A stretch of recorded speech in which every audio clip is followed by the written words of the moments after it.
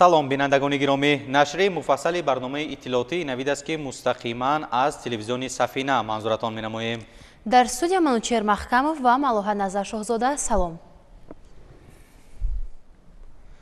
имрӯз дар душанбе бо иштироки намояндагони вазоратҳои идораҳои давлатӣ, роҳбарон ва коршиносони варзидаи марказҳои илми таҳлилии Тоҷикистону Чин конфронси байналмилалӣ дар мавзӯи Тоҷикистон-Чин ҳолат ва дурнамои шарикии ҳамаҷонибаи стратегӣ дар давраи нав ба кори худ оғоз намуд. Конфронс бо ташаббуси Маркази тадқиқоти стратегӣ назди Президенти Ҷумҳурии Тоҷикистон доир гардида, ҳадафи баргузории он арзёбии вазъи муносибатҳои дуҷониба ва бисёрҷониба байни Ҷумҳурии Тоҷикистон ва Ҷумҳурии мардумии Чин арзёбӣ шуд. гузориш дар ин бора. дар конфронси байналмилалии намояндагони вазорату идораҳои давлатӣ, роҳбарон ва коршиносони варзидаи марказҳои илмии таҳлилии Тоҷикистону Чин ширкат варзиданд. зикр гардид ки мақсади асосии конфронс арзёбии вазъи муносибатҳои Тоҷикистону Чин, дурнамои ҳамкориҳо дар соҳаҳои иқтисод, тиҷорат, энергетика, нақлиёт ва роҳвоситаҳои тавсеяи шарикии ҳамаҷонибаи стратегии ду кишвар иборат мебошад. дар рафти чорабинӣ ҳамчунин рӯнамоии китобҳои Тоҷикистон-Чин аз дӯстии таърихӣ то ба шарикии стратегӣ ва Тоҷикистон-Чин 30 соли ҳамкориҳои босамар доир карда шуд. вобаста ба имкониятҳои ҷойдошта ҷумҳурии Тоҷикистон ва ҷумҳурии мардумии Чин бо таносуби истифодаи самараноки гӯем ки қувваҳо ва иқтидорҳои дуҷониб дар масъалаи рушди масъалаҳои иқтисодӣ ва сиёсӣ бениҳоят дастоварҳои назаррасро ба даст оварданд ва мувофиқи маълумотҳои умурӣ дар самаранок истифода буранд иқтидорҳои дуҷониб гардиши савдои хориҷӣ байни Тоҷикистон ва Чин дар қиёс ба соли 2022 беш аз 24% афзоиш ёфт ки дар умум беш аз $1 миллиард ташкил намудааст ва фазои мусоиди сармоягузорӣ ва имкониятҳои ҷойдошта барои ҷалби сармоя ва ҳаракати сармоя байни ду кишвар аз он шаҳодат дод ки воқеан ҳам имрӯз ширкатҳои чинӣ ва ҷалби соҳибкорон ва сармоягузорони хориҷӣ барои татбиқи ҳадафҳои рушди устувори Ҷумҳурии Тоҷикистон гӯем ки дар як роҳияи боз ҳам муваффақиятҳо албатта ҷалб гардиданд ва пайваста дар ин самт корҳои созандагӣ бо маром идома ёфта дастовардҳо меафзоянд. меҳвари конфронсро баррасии масъалаҳо ва муҳокимаи дурнамои пешбурди муносибатҳои ҳамаҷонибаи шарикии стратегӣ, таҳлили муфассали ҳолат ва ҷараёни татбиқи барномаҳо ва ҳуҷҷатҳои муштараки қабулшуда, ҷустуҷӯи механизмҳои ноил шудан ба ҳадафҳои гузошташуда ва густариши ҳамкорӣ дар самтҳои афзалиятноки кишварҳо аз ҷумла савдо, ҳамкории саноатӣ, нақлиёт, рушди сабз, кишоварзӣ, масъалаҳои марбут ба иқлим, маориф ва фарҳанг ташкил дод.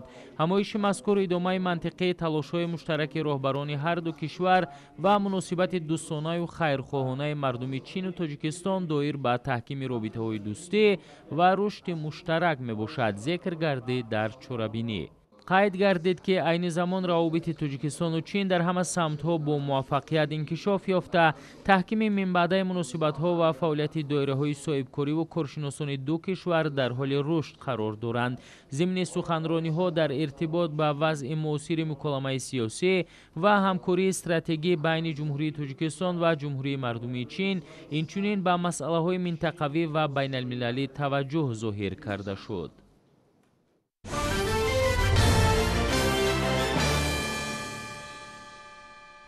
дар муассисаи давлатии осорхонаи миллии дастгоҳи иҷроияи Президенти Ҷумҳурии Тоҷикистон намоиши муштараки рассомони Тоҷикистону Чин баргузор гардид. ин намоиш таҳти унвони симои зан дар эҷодиёти рассомони Тоҷикистон ва Чин ҷараён гирифта дӯстдорони санъатро ба ҳам овард. ҳамкоронамон мавзӯъро идома медиҳанд.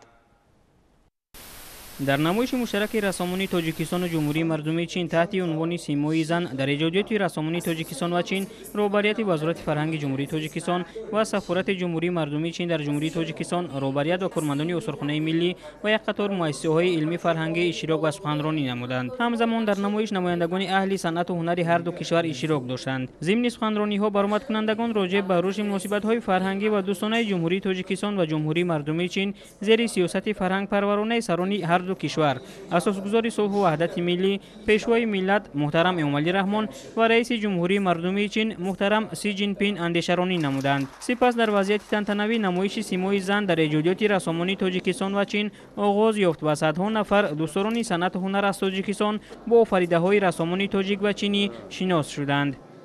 асарҳои чи рассомони Хитой ва чи ҷумҳурии Тоҷикистон мавзӯӣ ҳастанд ва ҳаёти ҳамарӯза ва ҳамчунин чеҳраҳои бузурги модаронро ифода менамоянд ва дар асарҳои рассомони мо бошад хусусан анъанаҳои зиёд, яъне анъанаҳои ҷумҳурии Тоҷикистон дида мешавад.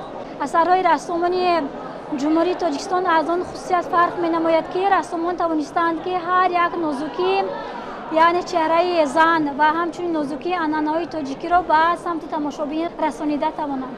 дар намоиш 50 адад мусаввараҳои рассомонии Тоҷикистон, 21 адад мусаввара ва намунаҳои ҳунари хаттотии чин ба маърази тамошо гузошта шуданд. осори ҳунарӣ пешниҳод гардида ҳамагӣ таҷассумгари мақому манзилат ва иффату покдомании зан дар ҷомеа мебошад. бояд гуфт ки фарҳанг ва илм яке аз воситаҳои асосии рушди дипломатияи мардумӣ ба ҳисоб рафта, рушди он заминаро барои ҳамкории соҳаҳои гуногун фароҳам меоварад. зикр рафт ки омӯзиши забони чинӣ дар муассисаҳои таҳсилоти олии касбии Тоҷикистон ба роҳ монда шудааст. ташкил ва гузаронидани рӯзҳои фарҳанг байни Тоҷикистону чин бошад ба ҳукми анъана даромада ҳамасола дар пойтахти давлатҳо баргузор мегардад. ин имкон медиҳад ки мардуми ду давлат бо фарҳангу санъати якдигар аз наздик шинос шаванд. намоиши симои зан дар эҷодиёти рассомонии Тоҷикистон ва чин низ дар доираи ҳамин тадбирҳои дуҷониб ташкил гардида барои ошноӣ бештар бо ҳунари рассомонии ду давлат имкони хуб фароҳам овард.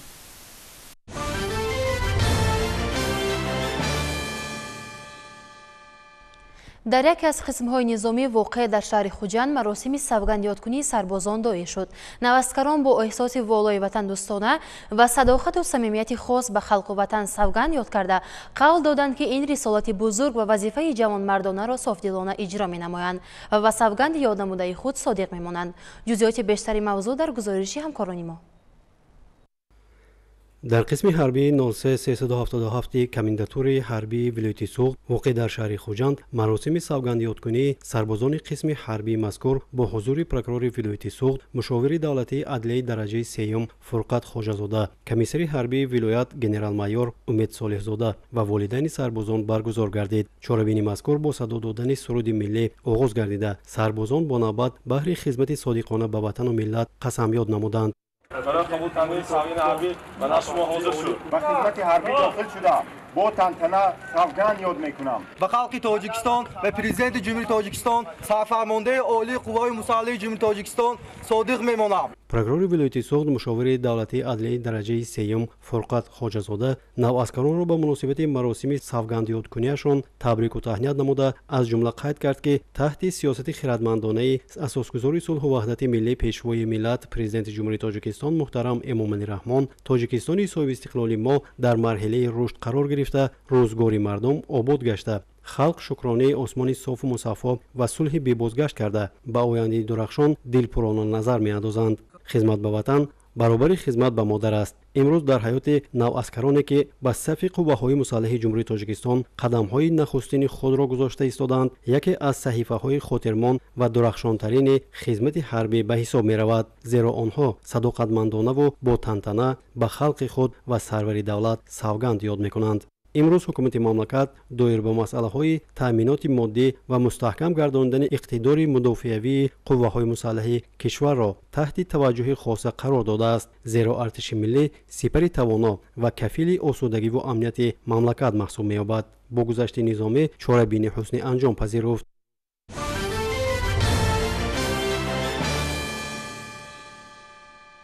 барзгарони ноҳияи ҷайҳун дар истеҳсоли ҳама гуна маҳсулоти кишоварзӣ таҷрибаи бой доранд. айни замон дар ин минтақа маҳсулоти полезӣ пухта расида пешниҳоди тоҷирон ва сокинон гардонида мешавад. ҳамкорони мо аз рафти содирот ва ҷамъоварии ҳосили фаровони ин нави маҳсулот гузориш медиҳанд.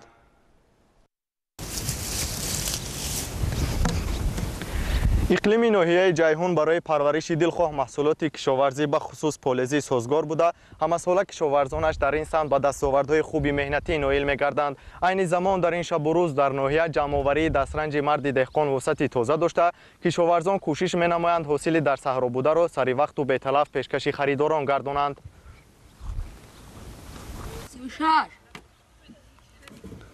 илҳомиддин нозимов ҳамасола аз хоҷагидорон ба қадри имконияташ заминҳои кӯрами обиро ба иҷора гирифта кишту парвариши дилхоҳ молу маҳсулоти кишоварзиро ба роҳ мемонад ва дар айни ҳол ба ҷамъоварии аввалин ҳосили ба боровардааш машғул аст.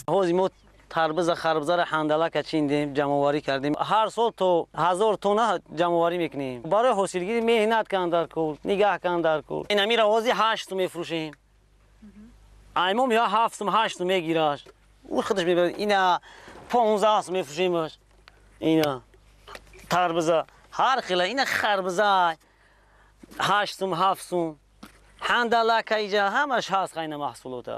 ба иттилои масъулин дар соли равон бо мусоид омадани вазъи боду ҳаво деҳқонону заминдорони ин минтақа таи як моҳи охир аст ки ба ҷамъоварии маҳсулоти полезӣ саргарманд ва гуфта мешавад ки талаботи мардум алалхусус таваҷҷӯҳи тоҷирони дохилу хориҷ ба ин нави маҳсулоти полезӣ ки дар минтақаи бохтари вилояти хатлон парвариш мегардад равона гардидааст ва ҳамин аст ки бо ҷалби зиёди коргарони мавсимӣ маҳсули дасти деҳқонро аз сари замин чида бо нархи дастрас харидорӣ карда ба фурӯш мебароранд.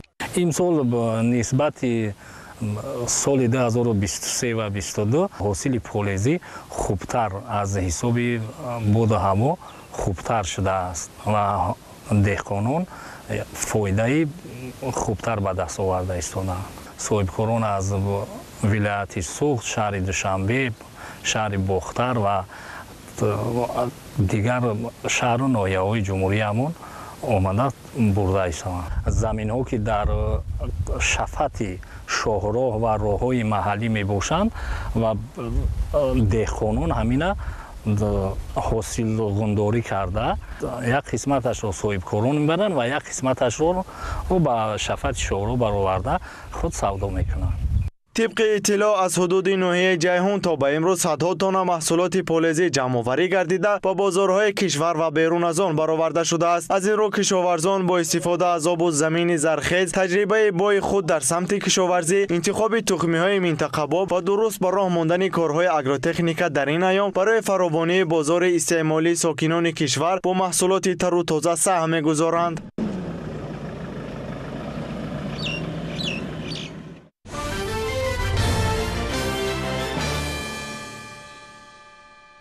дар ноҳияи рашт бо ибтикори шуъбаи агентии давлатии молиявӣ ва мубориза бо коррупсияи ҷумҳурии тоҷикистон дар минтақа дар иртибот ба соли 2024 соли маърифати ҳуқуқӣ ҳамоиши илми оммавӣ доир гардид. ширкаткунандагон атрофи муҳимтарин масъалаҳои вобаста ба ҳифзи ҳуқуқи шаҳрвандон ва ҷилавгирӣ аз зуҳуроти вобаста ба пешгирии коррупсия ибрози андеша карданд. ҷузъиёти бештар дар матлаби навбати барнома.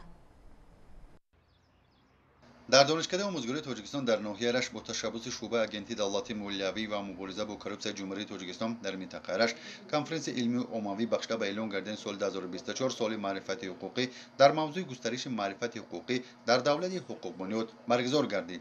дар чорабинии намоядагони мақомоти ҳифзи ҳуқуқ, намоядагони мақомоти иҷроии ҳокимияти давлати ноҳиёҳии минтақаи рашт иштирок намуданд. дар чорабинӣ аз ҷониби шуъбаи агентии давлатии молиявӣ ва мубориза бо коррупсияи ҷумҳурии тоҷикистон дар минтақаи рашт донишкадаи омӯзгорӣ ва мақомоти ҳифзи ҳуқуқ дар мавзӯъҳои мафҳуми маърифати ҳуқуқӣ, таносуби он бо дигар зуҳуроти ҳуқуқӣ, аҳамияти ҳуқуқи созишномаи истиқрори сулҳ ва ризояти миллӣ, маърифати ҷавонон, омили рушди давлатдории миллӣ ва сиёсати ҳуқуқӣ маърузаҳо қироат гардиданд. қайд гардид ки ба ифтихори 30-солагии конститутсияи ҷумҳурии тоҷикистон соли 2024 дар мамлакат соли маърифати ҳуқуқӣ эълон гардид ки ҳадафаш баланд бардоштани сатҳи маърифати ҳуқуқии шаҳрвандон, тарғиби арзишҳои демократӣ ва тарбияи шаҳрвандон дар роҳияи эҳтиром нисбат ба он мебошад. зеро мавҷудияти сатҳи баланди маърифати ҳуқуқӣ бунёди давлати соҳибихтиёр, демократӣ, ҳуқуқбунёд, дунявӣ, иҷтимоӣ ва ягона мебошад ки дар он на танҳо ба арзишҳои ҳуқуқӣ, балки ба арзишҳои ахлоқӣ эҳтиром гузошта мешавад. дар чорабинӣ қайд гардид ки баланд бардоштани сатҳи маърифати ҳуқуқӣ, таълим ва тарбияи ҳуқуқи шаҳрвандон яке аз самтҳои афзалиятноки сиёсати ҳуқуқии ҳукумати ҷумҳурии тоҷикистон мебошад. бо ташаббуси агентии назорати давлатии молиявӣ ва мубориза бо коррупсияи ҷумҳурии тоҷикистон бахшида ба эълон гардидани соли 2024 соли маърифати ҳуқуқӣ дар донишкадаи омӯзгории тоҷикистон дар ноҳияи рашт бо иштироки мақомотҳои ҳифзи ҳуқуқ ва сохторҳои иҷтимоии минтақаи рашт конференсияи илмии оммавӣ дар мавзӯи густариши маърифати ҳуқуқӣ дар давлати ҳуқуқбунёд баргузор гардид. дар конференсияи мазкур паҳлӯҳои алоҳидаи соҳаҳои мухталифи ҳуқуқ با معروضه‌های پرمضمون مورد محاکمه قرار داده شد. در چاره‌بینی عهده روح‌های بلند برداشتن معرفت حقوقی شهروندان، آموزش و برخورداری از دانش‌های حقوقی، پیشگیری عامل‌های کارپسیونی، فکر و ملاحظه‌های سودمند بیان گردیدند. اشتراکچیان چاره‌بینی جهت تحکیم ولایت قانون، حمایت حقوق و آزادی‌های شهروندان، معرفت والای شهروندی، معلومات‌های مفید گرفتند. در جنبست چاره‌بینی اشتراکچیان فعال از جانب شعبه اگنتی دولتی مالیوی و مبارزه با کورپسیون جمهوری تاجیکستان در منطقه رش با تحفه‌ها سرفراز گردانیده شدند.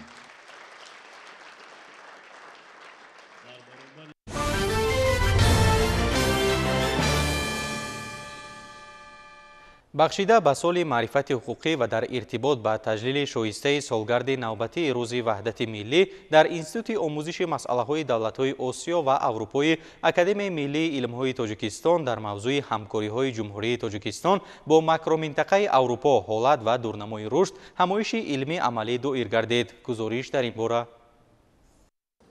ҳамоиши илми амалӣ дар институти омӯзиши масъалаҳои давлатҳои осиё ва аврупои академияи миллии илмҳои тоҷикистон таҳти унвони ҳамкориҳои ҷумҳурии тоҷикистон бо макроминтақаи аврупо ҳолат ва дурнамои рушд бо таҳлили татбиқи амалии сиёсати дарҳои кушодаи ҳукумати ҷумҳурии тоҷикистон оғоз гардида ширкаткунандагон ки донишмандони шинохтаи мамлакат буданд роҷеъ ба амалисозии муваффақонаи ин принсип ибрози андеша карданд. чорабинии мазкур дар доираи соли маърифати ҳуқуқӣ ва дар чаҳорчӯбаи таҷлили рӯзи ваҳдати миллии тоҷикистон сурат гирифт. ректори донишгоҳи миллии тоҷикистон Эмомалӣ Насриддинзода зимни таҳлили мавзӯи мавриди назар ва муҳимияти рӯзи ваҳдати миллӣ дар тоҷикистон ибрози андеша карда афзуд ки маърифати ҳуқуқӣ ба хотири эҳтиром гузоштан ба тафаккури миллии сокинони мамлакат ва арҷ гузоштан ба худшиносии миллии онҳо эълон шудааст. аз ин хотир амалисозии ҳадафҳои ин сол барои рушди ҳамаи бахшу соҳаҳои иқтисоди миллии кишвар заминаи созгор фароҳам хоҳад овард. пойдории ваҳдату ягонагӣ дар кишвар бошад кафолати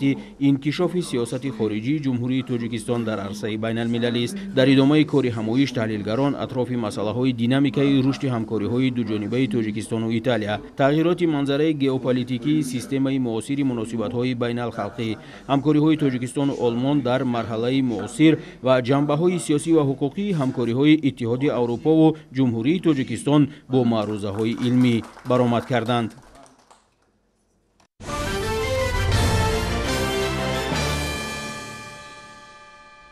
сулҳу оромӣ дар ҷумҳурии тоҷикистон имконият фароҳам овард ки амалисозии ҳадафҳои стратегии мувофиқи мақсад баромонда шаванд.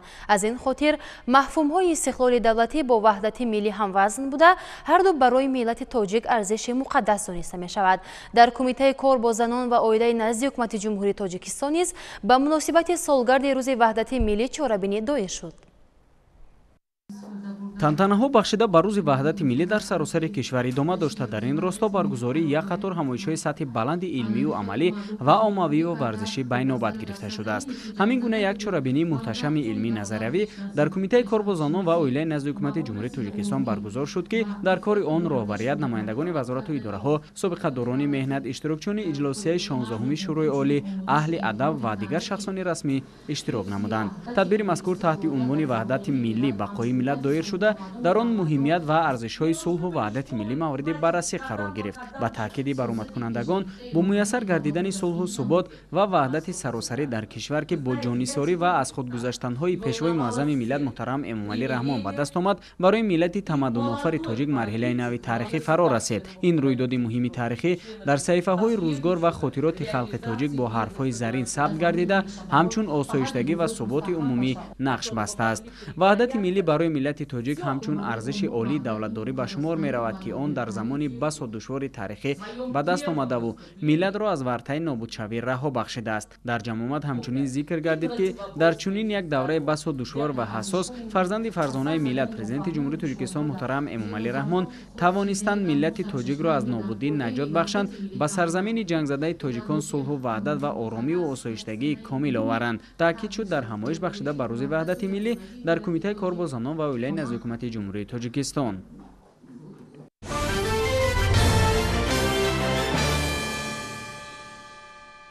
در شهر دوشنبه بخشیده به 27مین سالگرد روز وحدت ملی، شورای سابقه‌داران حزب خلقی دموکراتی تاجیکستان تحت عنوان وحدت ملی اساس رشد جامعه نوین تاجیکستان همایش برگزار کرد. در این چهاربینی اطراف اهمیت وحدت و یگانگی همچون زمینه‌گذاری رشد تمام بخش‌های اقتصاد ملی کشور سخن رفت. همکاران ما در همین موضوع شرح بیشتر دارند.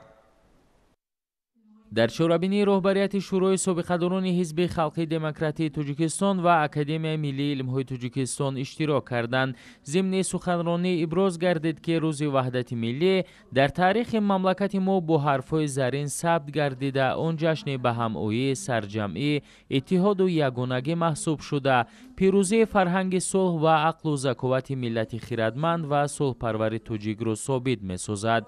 راه صلح برای ما راه نجات ملت و دولت صاحب استقلال تاجیکان بود. ما صلح و آرامی امکانیت فراهم آورد که به عملی سازی هدف‌های استراتژی شروع نماییم و رشد همه‌جانبه وطن را تأمین سازیم.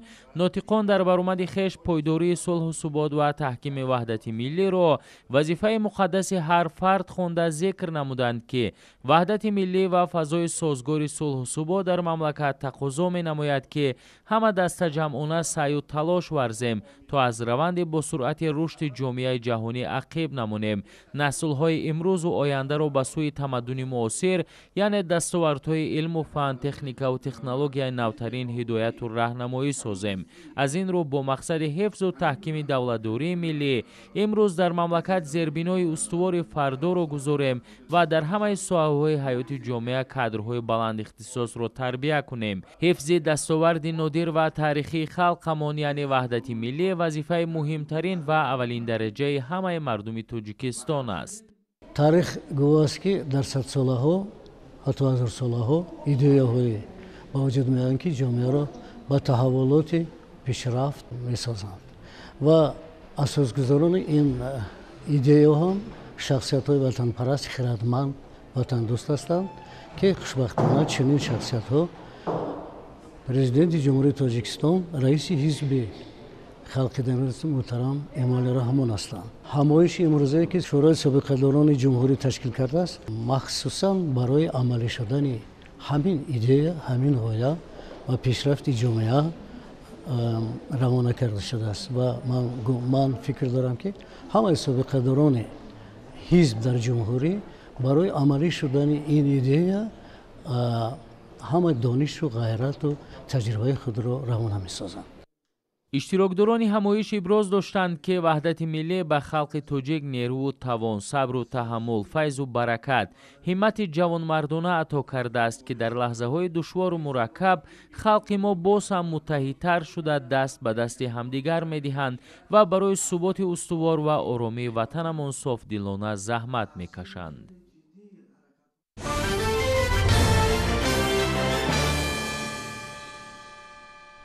امروز در اکادمی اداره‌کنی دولتی نزد پرزیدنت جمهوری تاجیکستان با تشبث فاکولته حقوق‌شناسی بخشیده به 27مین سالگرد روز وحدت ملی تحت عنوان وحدت ملی زمینه استوار رشد و تشکل اداره‌کنی دولتی در جمهوری تاجیکستان همایش برگزار گردید. در تدبیر مذکور رهبریت و نمایندگان وزارت و اداره‌های دولتی اشتراک نموده اندیشه‌های خود را دایر به نقش و اهمیت سازشنامه استقرار صلح و رضایت ملی بیان داشتند. گزارش همکارانمان در خصوص. وحدت ملی و استقلالیت دولتی کشور این دو رکن اساسی عامل رشد و شکوفایی تاجیکستان صاحب استقلال میباشند. این نقطه در چهاربینی که بخشیده به 27مین سالگرد روز وحدت ملی در اکادمی اداره‌کنی دولتی نزد پرزیدنت جمهوری تاجیکستان برگزار گردید ذکر شد. ابراز گردید که با شرافت به امضا رسیدن سازشنامه عمومی استقرار صلح و رضایت ملی در تاجیکستان صلح و ثبات کامل پایدار گردیده کشورمان به مرحله رشد وارد گردید. زیرا وحدت ملی همچون عامل متحد سازنده تمام مردم تاجیکستان شرایط فراهم آورد که با استفاده ارزش‌های از جانب جامعه جهانی اعتراف شده در جمهوریمان تحکورسی تشکل جامعه شهروندی گذاشته شود و بهتر گردیدن سطح زندگی مردم، آبادی و آینده دولتمان زمینه مساعد مهیا گردد. در این راستا امضای سازشنامه عمومی استقرار صلح و رضایت ملی همچون دستاورد بزرگ تاریخی آغاز گردش کلی در حیات سیاسی، اجتماعی و معنوی خلق تاجیک معنی داد گردید. وحدت ملی یکی از پایه‌های استوار استقلال دولتی محسوب می‌شود. استقلال دولتی رو به وحدت ملی تصور کردن غیر امکان است. امروز از جانب محققان و عالمان جهانی تجربه صلح‌آوری و وحدت‌آفری توجیکان رو مورد آموزش و تحقیق قرار داد. امروز وحدت ملی به ما امکان فراهم آورد که جمهوری تاجیکستان زینه به زینه و رسیدن به هدف‌های خود قدم گذاشته، مخصوصا برآمدن از بنبست کمیونیکاسیونی، استقلالیت انرژتیکی، تامین امنیتی اوزقواری و صنعتی‌کنی با صورت کشور مشرف کرد. дар ҷамоат маърузачиён вобаста ба ҳифзи ваҳдати миллӣ изҳор доштанд ки воқеияти сиёсӣ ва ҳақиқати рӯзгор бозгӯи он аст ки ба василаи ваҳдати миллӣ давлатҳо муҳимтарину бузургтарин ормону ҳадафҳои миллии худро амалӣ гардонидаанд. чунин воқеиятро таҷриба ва таърихи сиёсии тоҷикистон ба таври дақиқ собит намуд ки ваҳдати миллӣ омили муҳимтарини пешрафти шахс, ҷомеа ва давлат аст. ҳамзамон дар идома баромадкунандагон дар мавзӯъҳои эмомалӣ раҳмон тарроҳи сулҳ ва таҳкими ваҳдати миллӣ, саҳми пешвои миллат дар таҳкими ваҳдати миллӣ ва созишномаи умумии истиқрори сулҳ ва ризояти миллӣ, омилҳои таҳкими ваҳдати миллӣ дар Тоҷикистон ва амсоли ин суханронӣ карданд.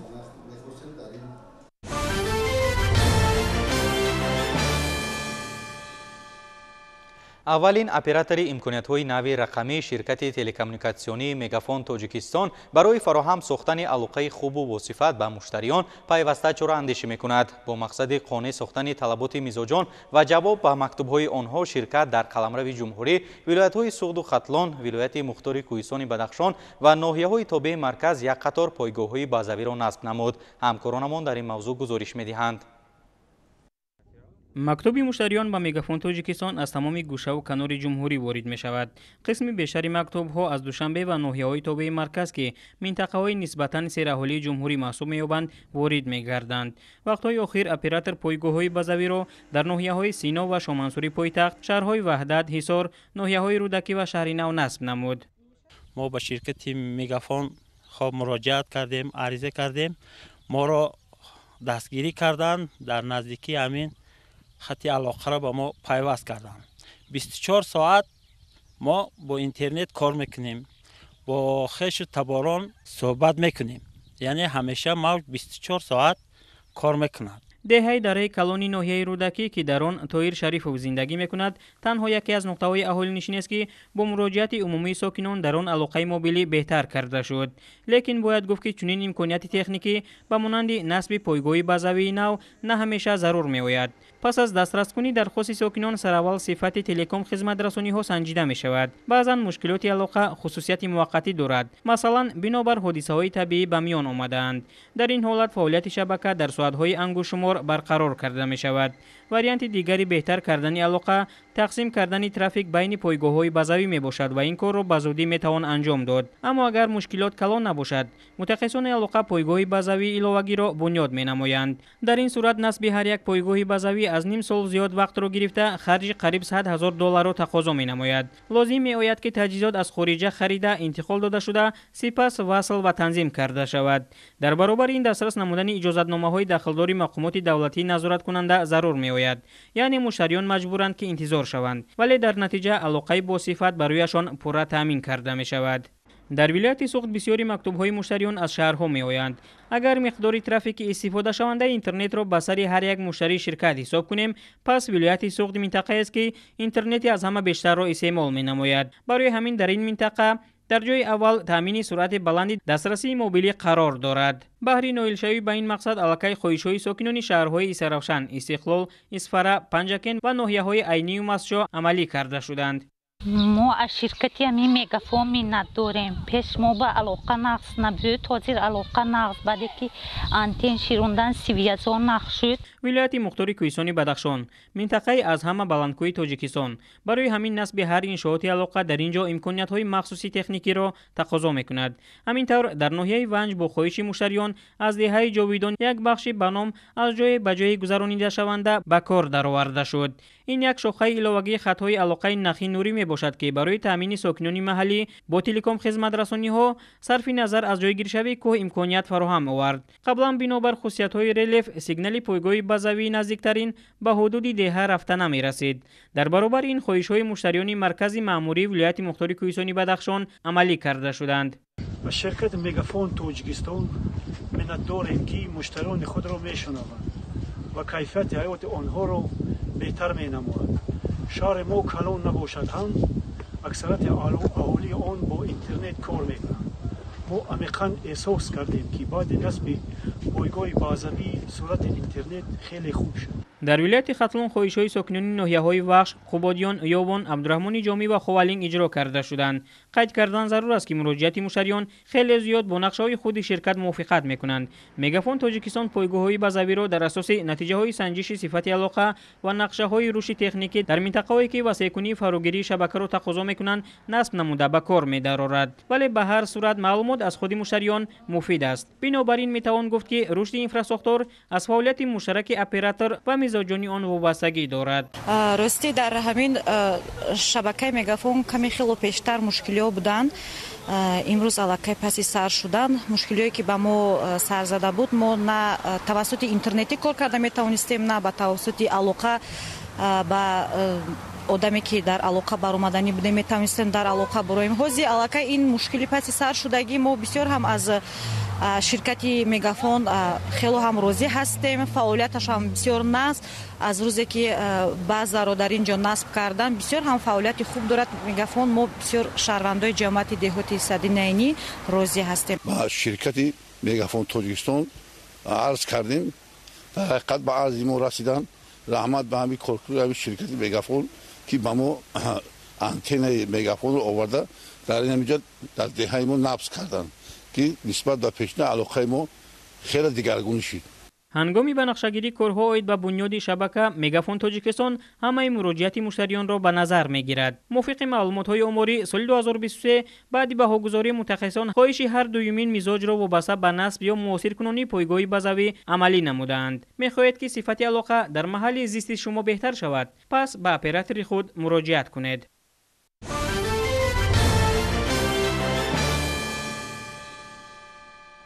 форуми ҷумҳуриявии сайёҳии Бадахшон дарвозаи тиллои Тоҷикистон ки дар маркази маъмурии вилоят шаҳри Хорух доир шуд, дар се самт сурат гирифт. яке аз ин бахшҳо таҳти унвони нақши ёдгориҳои таърихии вилояти мухтори кӯҳистони Бадахшон дар ҷалб ва рушди сайёҳӣ дар толори Институти илмҳои гуманитарӣ ба номи академик Баҳодур Искандарови Академияи Миллии илмҳои Тоҷикистон доир шуд.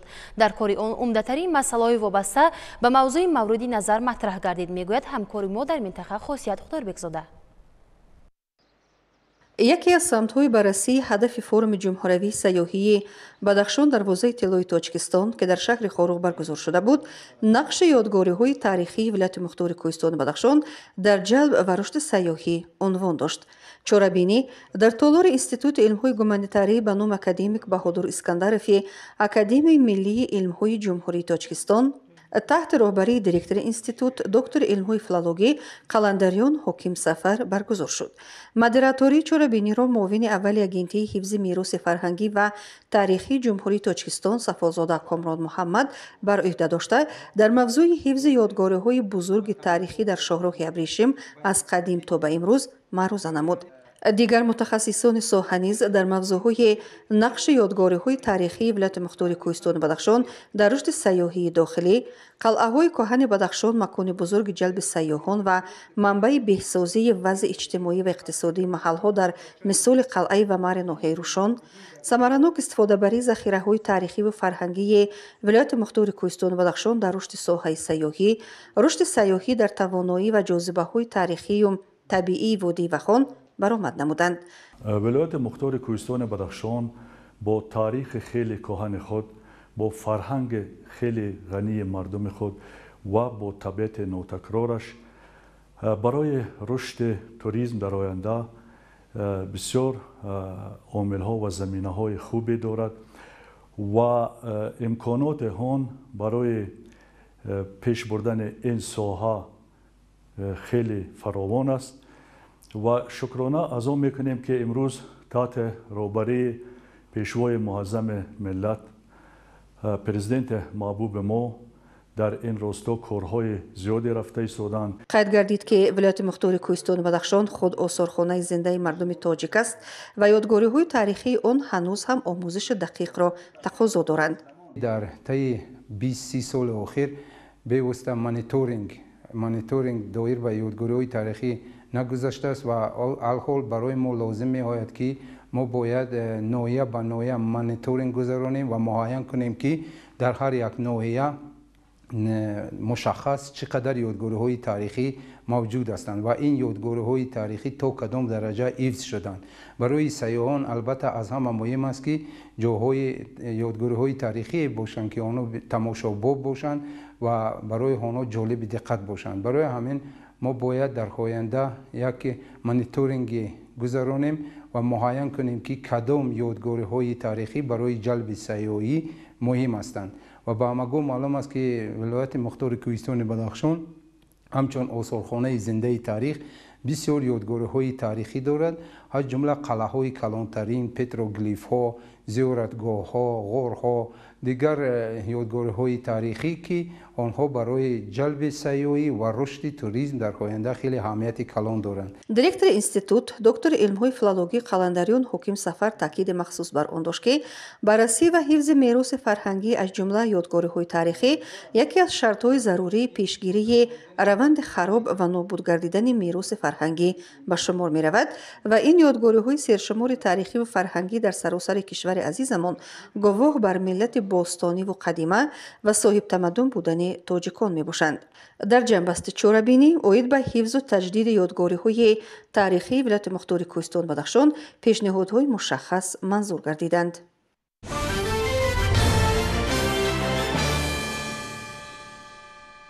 باستانشناسان در شرط ویسکونسین امریکا باقیمانده‌های بیش از 10 قایق را پیدا کردند که سن سال آنها از 800 سال بیشتر است. محققان آموزش بازیافت‌ها را ادامه می‌دهند. باستانشناسان روسیه نیز از بازیافت‌های تاریخی خبر می‌دهند. در اینجا استخوان‌های جانوری دوره‌های قدیم یافت شده است. شرح خبرها از خارج کشور در صحیفه نوبتی برنامه. اعضایان جمعیت تاریخی ویسکونسین در قاره کل مندوتا 11 قایق قدیمه را پیدا کردند. سن و سال آنها از 800 تا 4500 سال را